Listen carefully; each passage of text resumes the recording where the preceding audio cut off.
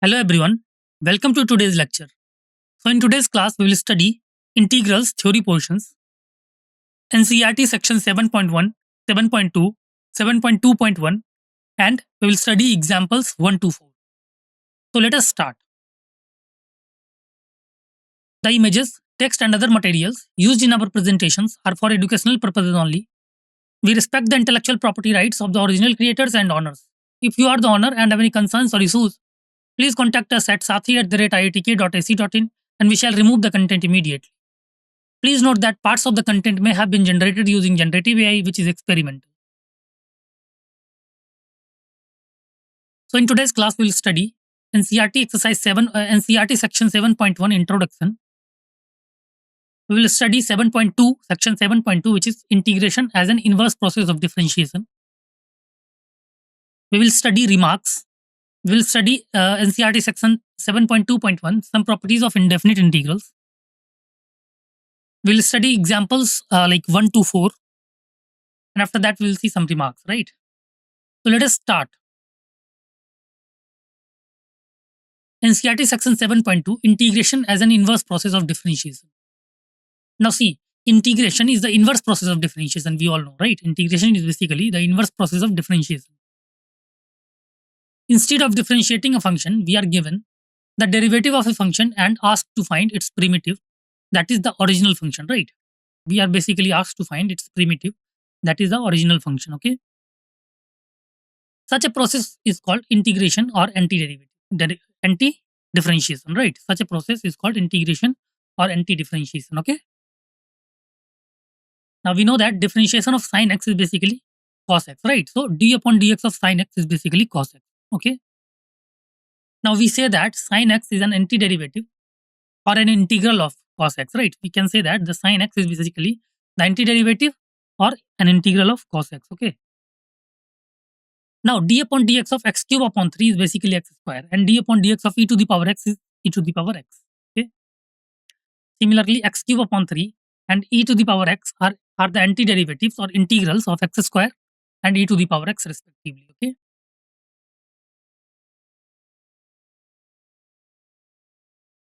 Also, we can say that d upon dx of sin x plus c is basically cos x, right?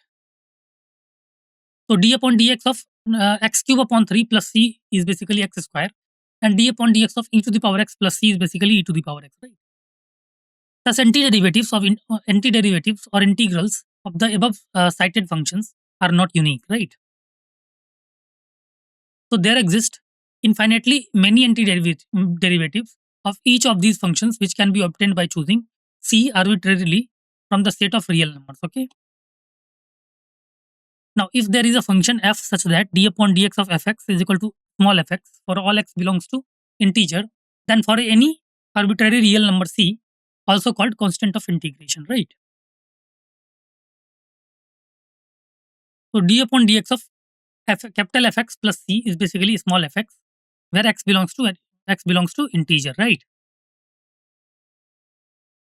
Thus we can say that like thus f plus c, where c belongs to real, denotes a family of denotes a family of antiderivatives of f, right? We can say that f plus c, where c belongs to r, denotes a family of antiderivatives of f, okay?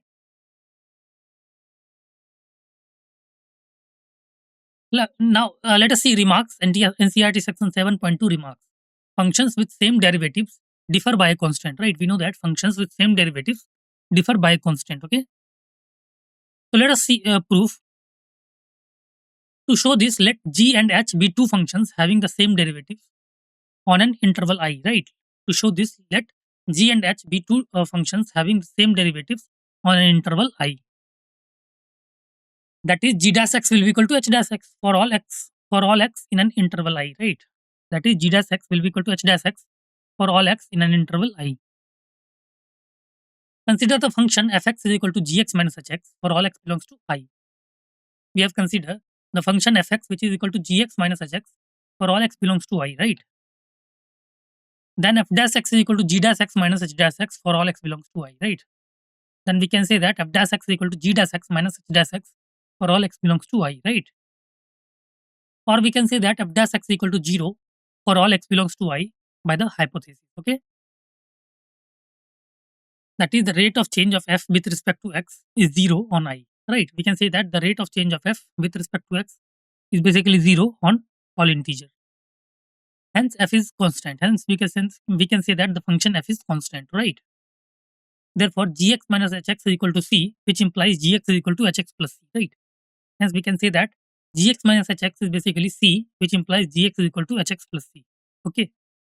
This means functions with the same derivative differ by a constant. Right. Hence we can say that like functions with the same derivative basically differ by a constant. Right. Hope you understood. Now let us see remarks again.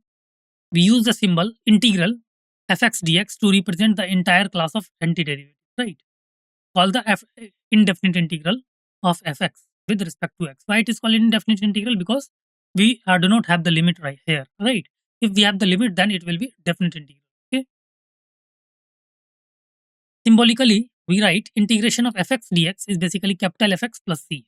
Right. Integration of a small fx dx is basically capital Fx plus c. Notation, given that dy by dx is basically fx, right? We write y is equal to integration of fx dx, right? We can write y is equal to integration of fx dx. Okay.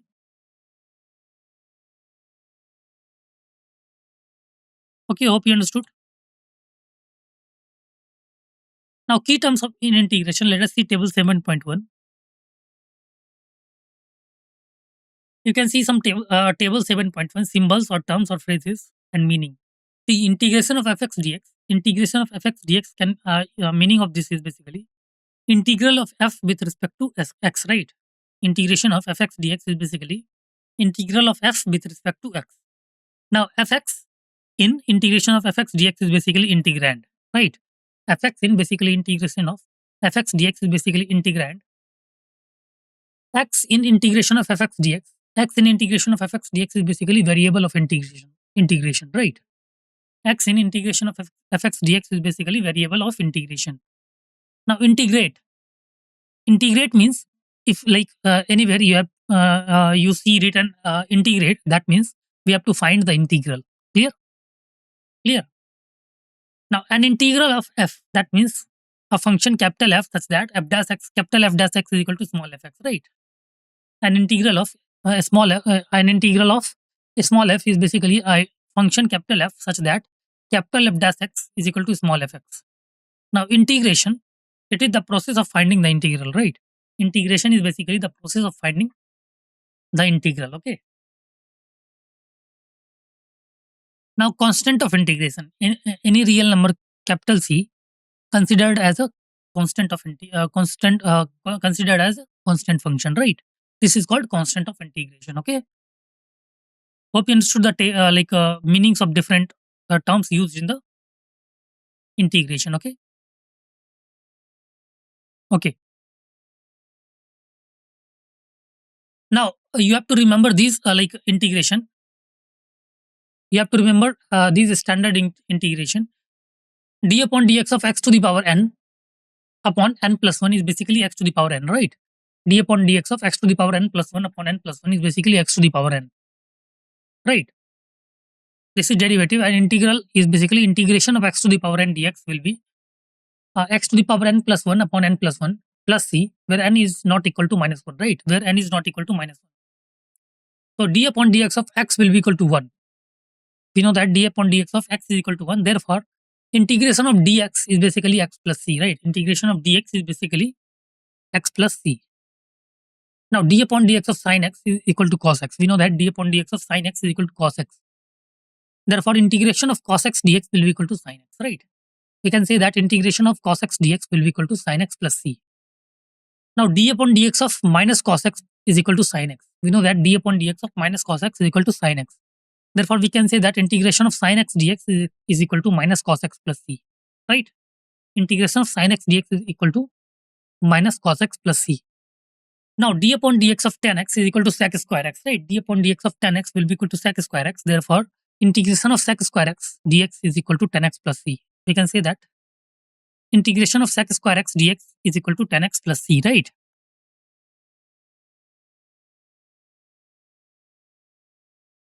Okay.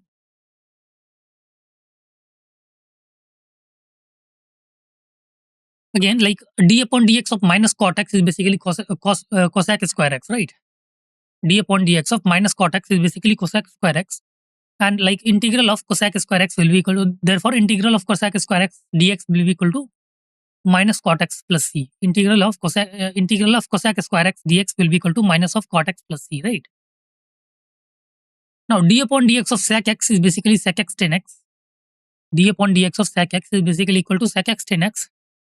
Therefore integration of sec x tan x is equal to sec x plus c, right? Integration of sec x dx, integration of sec x tan x will be equal to sec x tan x dx will be equal to sec x plus c, right? Now d upon dx of minus cosec x, d upon dx of minus cosec x is equal to cosec x cot x, and therefore we can say that integration of cosec x cot x will be equal to minus cosec x plus c, right? Integration of cosec x cot x will be equal to minus cosec x plus c. Now d upon dx of sin inverse x will be equal to 1 upon root over 1 minus x square, and d upon dx of root over 1 minus x square will be equal to sin inverse x plus c, right? D upon dx of 1 minus root over 1 minus x square will be equal to sin inverse x plus c. Now d upon dx of minus of cos inverse x will be equal to 1 upon root over 1 minus x square. Therefore integration of dx upon root over 1 minus x square will be equal to minus of cos inverse x plus c, right? So you need to remember these standard integration, okay? Again, d upon dx of tan inverse x is basically 1 upon 1 plus x square, and d upon dx upon 1 plus x square, integration of dx upon 1 plus x square will be equal to tan inverse x plus c. Now d upon dx of e to the power x is equal to e to the power x, whereas integration of e to the power x dx is equal to e to the power x plus c. Now d upon dx of log absolute value of x is equal to 1 upon x. Therefore, like integration of 1 by x dx is equal to log absolute value of x plus c, right? Integration of 1 by x dx is basically equal to log mod x plus c. Now d upon dx of a to the power x upon log a is equal to a to the power x. Since d upon dx of a to the power x log a is equal to a to the power x, therefore we can say that integration of a to the power x dx is basically a to the power x upon log a plus c, right? Integration of a to the power x dx is equal to a to the power x upon log a plus c, right? Therefore you need to remember these standard derivatives and integrals as well, right? Okay, let us see now in CRT section 7.2.1 some properties of indefinite integral, right? Some properties of indefinite integral. The process of differentiation and integration are inverses of each other in the sense of following results, right? The process of differentiation and integration are inverses of each other in the sense of following result, right? So d upon dx of integration of fx dx is equal to fx, right? D upon dx of integration of fx dx will be equal to fx, differentiating an indefinite integral, right? Differentiating an indefinite integral, okay? Now integration of f dash x dx is equal to fx plus c, integrating a derivative, right? Integration of f dash x dx is equal to fx plus c, integrating a derivative where c is any arbitrary constant, right? Where c is any arbitrary constant, okay? Now let us see proof of this.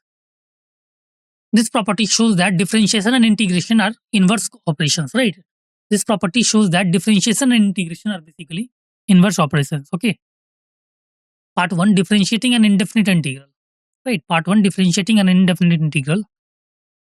Let capital Gx is equal to integration of fx dx, right? Let capital Gx is basically integration of fx dx. Now by definition of an indefinite integral, capital Gx is an antiderivative of fx, meaning d upon dx of capital Gx is equal to fx, right? By definition of indefinite integral, capital Gx is an antiderivative of fx, meaning d upon dx of capital Gx is equal to fx, right?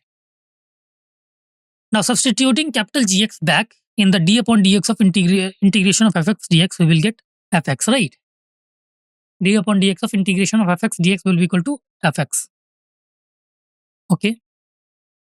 Now this proves that differentiating an indefinite integral returns the original function, right? This proves that differentiating an indefinite integral returns the original function, right? Therefore, d upon dx of integration of fx dx is equal to fx.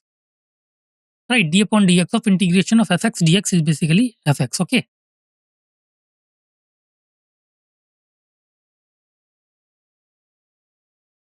Now, some properties of indefinite integral. The process of differentiation and integration are inverses of each other in the sense of the following results. Let us see. D upon dx of fx dx is equal to fx, differentiating an indefinite integral, right? Integration of f dash x dx is equal to fx plus c, integrating a derivative, right?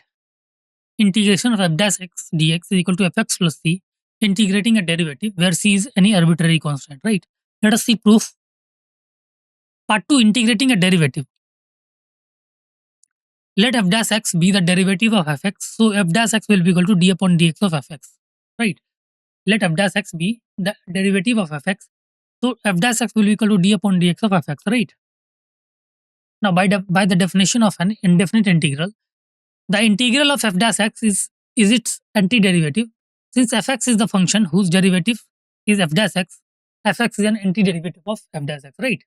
Since the fx is the function whose derivative is f dash x, therefore we can say that fx is an antiderivative of f dash x. Okay. Therefore, integration of f dash x will be equal to integration of f dash x dx will be equal to fx plus c, where capital C is an arbitrary constant of integration, right? Okay.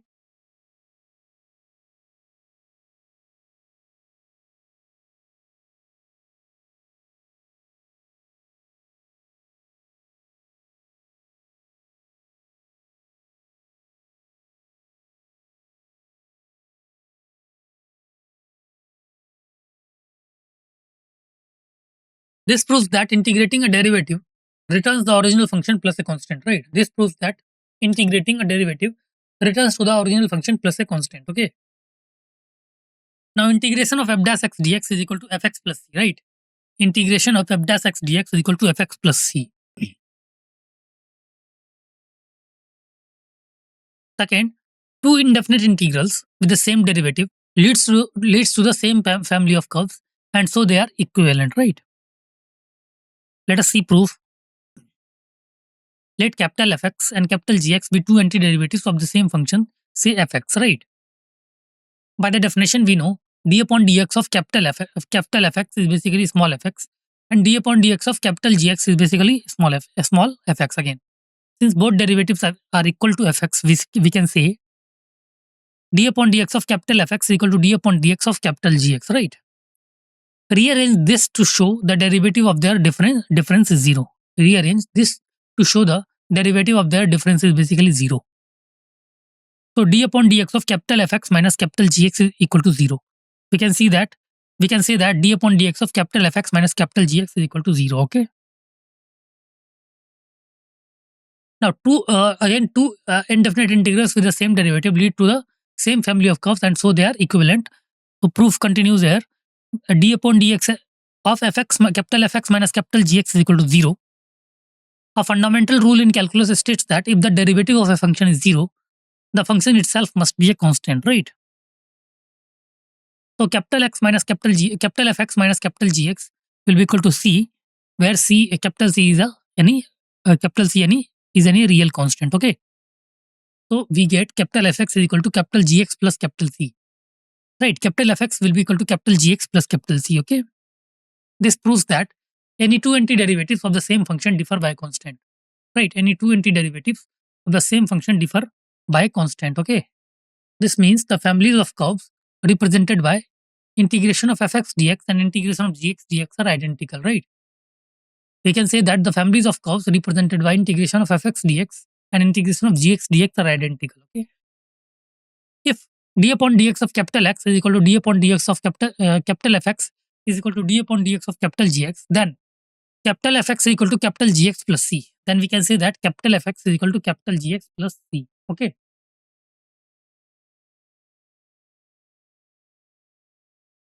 Part third, integration of fx plus gx dx will be equal to integration of fx plus integration of gx.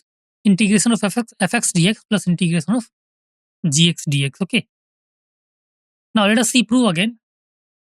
by property 1, we have d upon dx of integration of fx plus gx dx is equal to fx plus gx. Let us assume this as equation 1.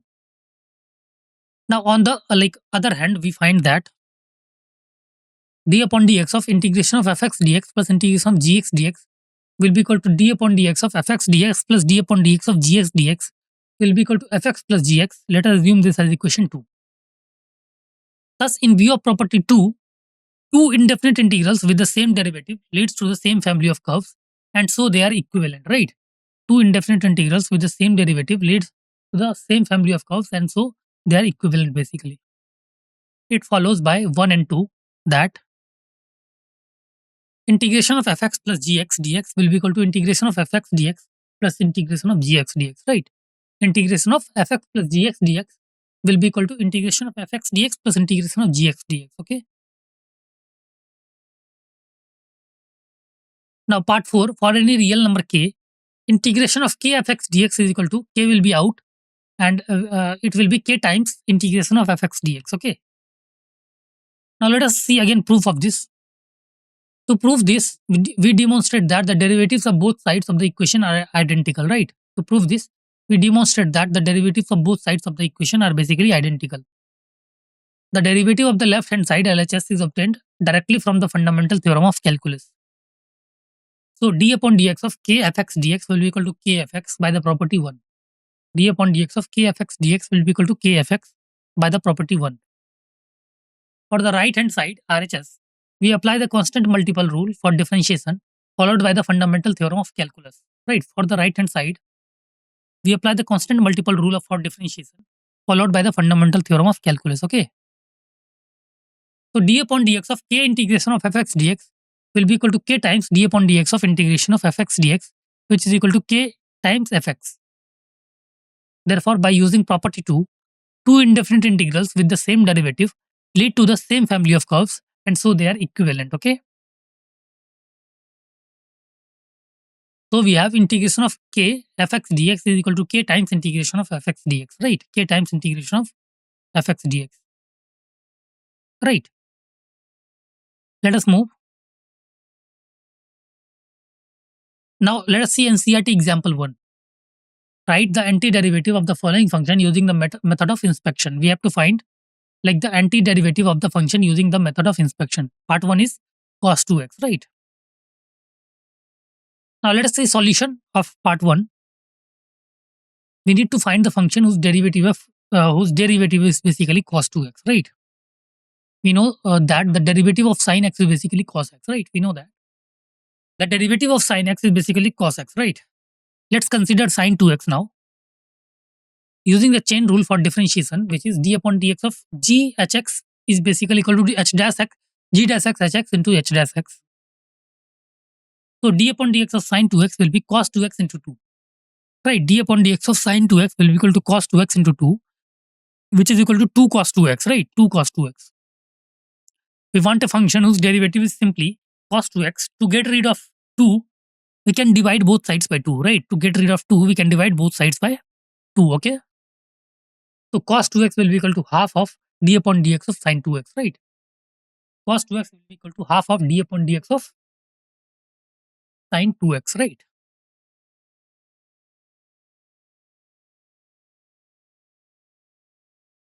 Using the property that a constant can be moved inside or outside the derivative.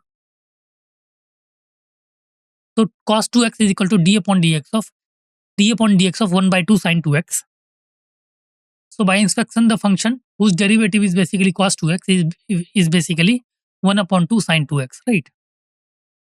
So antiderivative of cos 2x is basically 1 by 2 sin 2x, right? So hence we can say that antiderivative of cos 2x is basically 1 upon 2 sin 2x, right? Hope it's clear to all.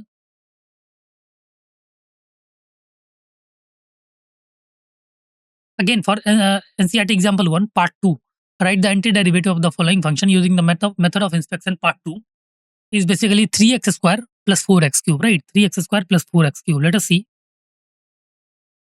the solution. We need to find the function whose derivative is 3x square plus 4x cube. We need to find a function whose derivative is basically 3x square plus 4x cube.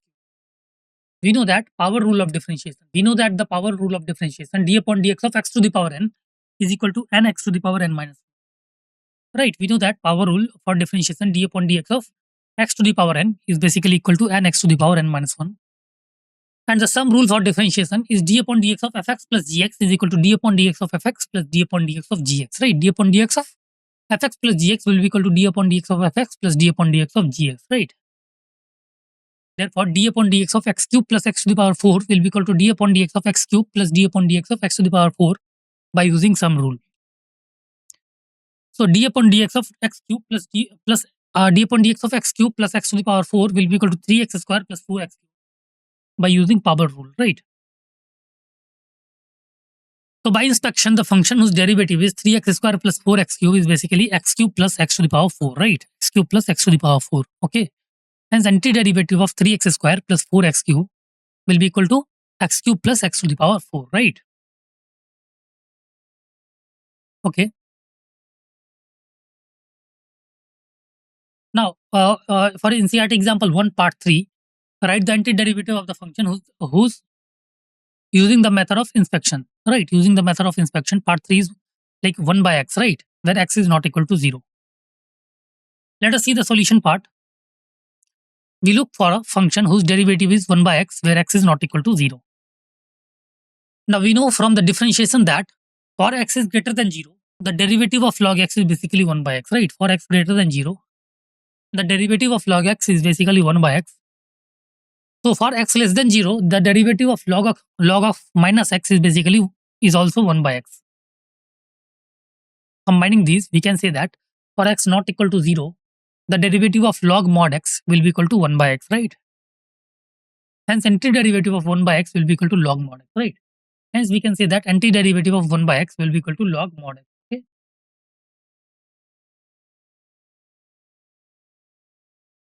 Now, let us see NCERT example 2. We have to find the following integral. For part 1, we have to find the integration of part 1, integration of x cube minus 1 upon x squared dx. We have to find integration of x cube minus 1 upon x squared dx, right? Let us see the solution.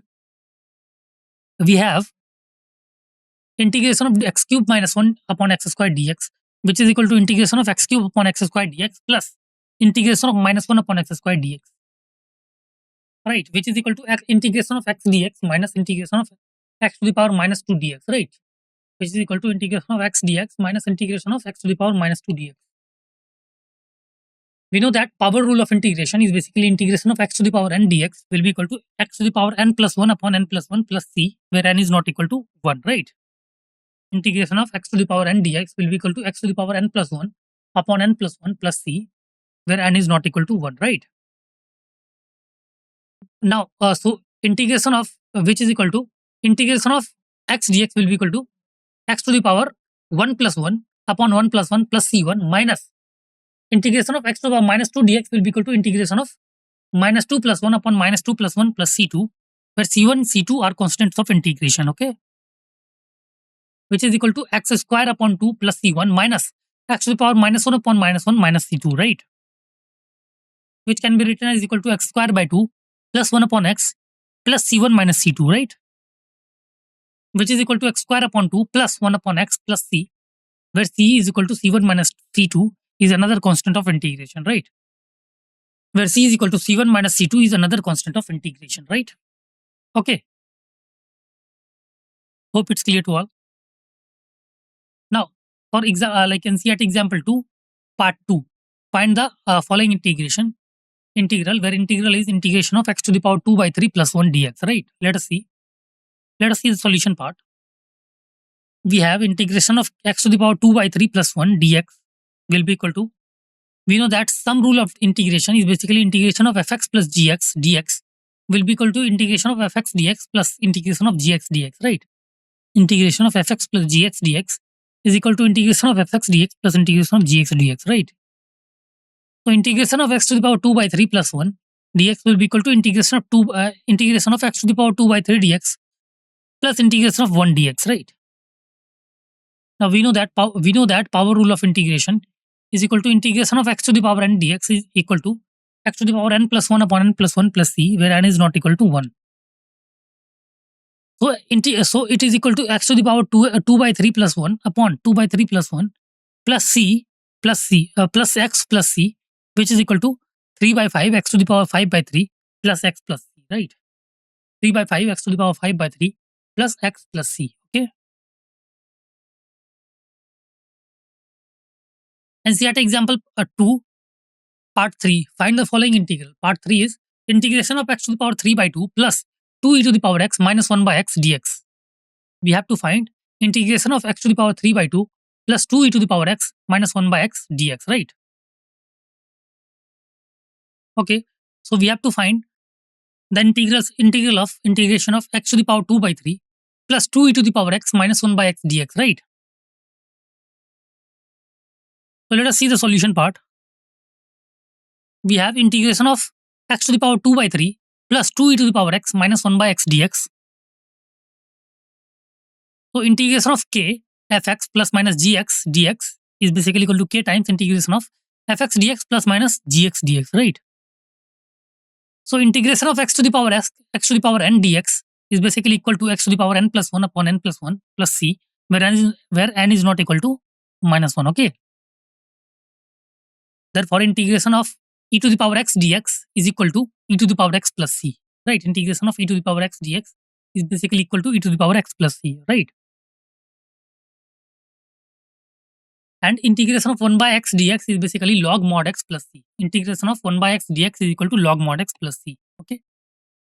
Now integration of x to the power 3 by 2 plus 2 e to the power x minus 1 by x dx will be equal to integration of x to the power x to the power 3 by 2 dx plus integration of 2 e to the power x dx minus 1 by x dx, right? Which is equal to x to the power 3 by 2 plus 1 upon 3 by 2 plus 1 plus 2 e to the power x minus log mod x plus c. Okay. Which is equal to 2 by 5 x to the power 5 by 2 plus 2 e to the power x minus log mod x plus c. Okay. So this is basically the final integral. Okay. Okay. Now let us see NCERT example 3, part 1. Find the following integral. We have to basically find the following integral. And integration is like part 1 is integration of sin x plus cos x dx. We need to find the integration of sin x plus cos x dx, right? Let us see the solution part for part 1. We need to find a function whose derivative is basically sin x plus cos x, right? We know that some rule for antiderivatives or integration is basically integration of fx plus gx dx is basically equal to integration of fx dx plus integration of gx dx, right? Now integration of sin x plus cos x dx will be equal to integration of sin x dx plus integration of cos x dx, right? Which is equal to minus cos x plus sin x plus c, where c is the constant of integration, right? Therefore, an antiderivative of sin x plus cos x is equal to sin x minus cos x plus c, right? We can say that the antiderivative of sin x plus cos x is basically equal to sin x minus cos x plus c. Okay.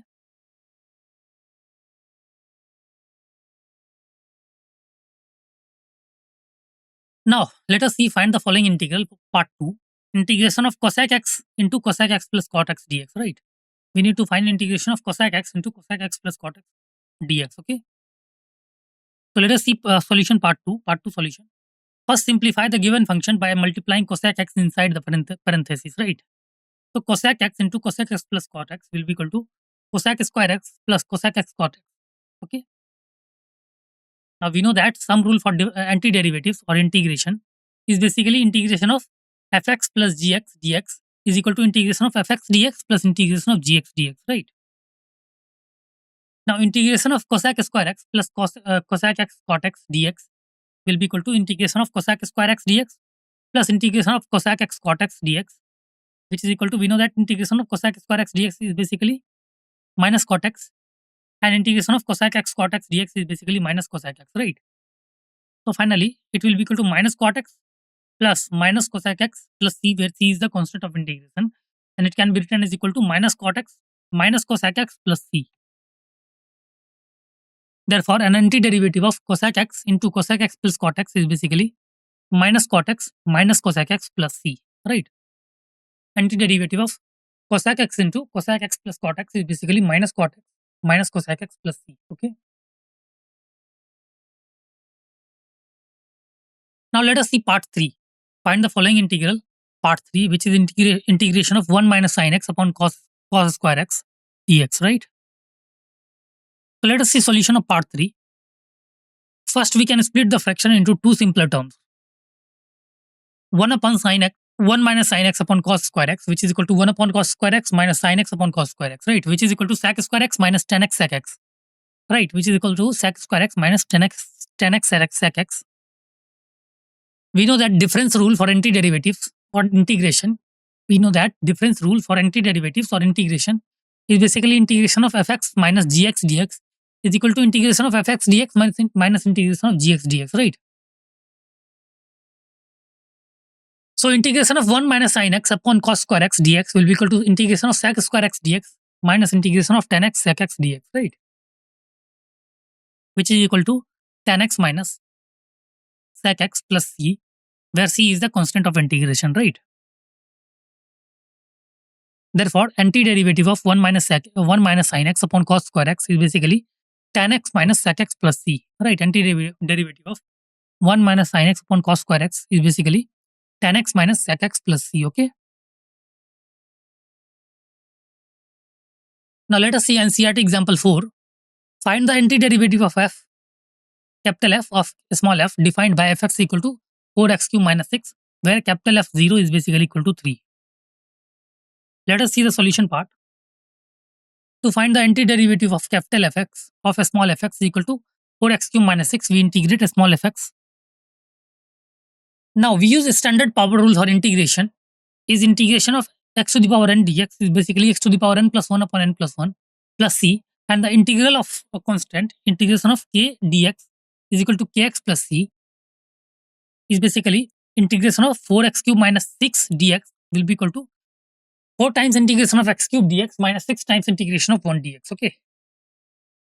Which is equal to 4 times x to the power 3 plus 1 upon 3 plus 1 minus 6x plus c, right? Which is equal to 4 times x cube x to the power 4 upon 4 minus 6x plus c, right? So capital Fx will be equal to x to the power 4 minus 6x plus c, right? Given the condition capital F0 will be equal to 3, we substitute x equal to 0 into f of x, right? We substitute x equal to 0 into f of x, right? So 3 will be equal to 0 to the power 4 minus 6 into 0 plus c. Clear? So 3 will be equal to 0 minus 0 plus c. So c will be equal to 3, right? We can say that c is equal to 3. Substituting c is equal to 3 back into capital Fx, we get the unique antiderivative, right? We get the unique antiderivative. So capital Fx will be equal to x to the power 4 minus 6x plus 3, right? Capital Fx will be equal to x to the power 4 minus 6x plus 3, okay?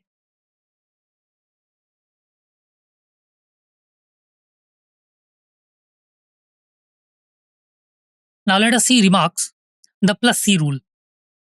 If you find one antiderivative of fx of a function fx, capital small fx, then capital Fx plus c is also an antiderivative where capital C is any constant. This means there are infinitely many antiderivatives for any function, all differing by a constant, right? In problems, you will often get an extra condition like a point of the function passes through to find the exact value of capital C, right? Some integrals can't be solved easily. Not every function has an antiderivative that can be written using basic functions like polynomials log x, e to the power x, sin x, etc. For example, you can't find a simple function whose antiderivative is e to the power minus x squared. Such integrals are often solved using advanced methods or numerical techniques, right? Advanced methods or numerical techniques, right?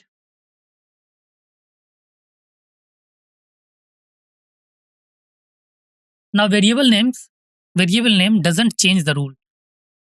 The rule for integration remain the same no matter what letter you use for the variable. You can use x, y, z, t, u, etc, right? For example, integration of y to the power 4 dy will be equal to y to the power 5 plus upon y plus c, just like integration of x to the power 4 dx is equal to x to the power 5 upon 5 plus c, right? Clear? So change of variable will not change the rule of integration, okay? Part 2. sometimes capital F is not expressible in terms of elementary function, right? That is polynomial, logarithmic, exponential, trigonometric functions and their inverses etc. Right? We are therefore blocked for finding integration of fx dx, right? For example, it is not possible to find integration of e to the power minus x square dx, right? By inspection, since we cannot find the function whose derivative is basically e to the power minus x square, okay? Part 3. When the variable of integration is denoted by a variable other than when the variable of integration is denoted by a variable other than x, the integral formula are modified accordingly. For instance, integration of y to the power 4 dy will be equal to y to the power 4 plus 1 upon 4 plus 1 plus c will be equal to 1 by 5 y to the power 5 plus c, right?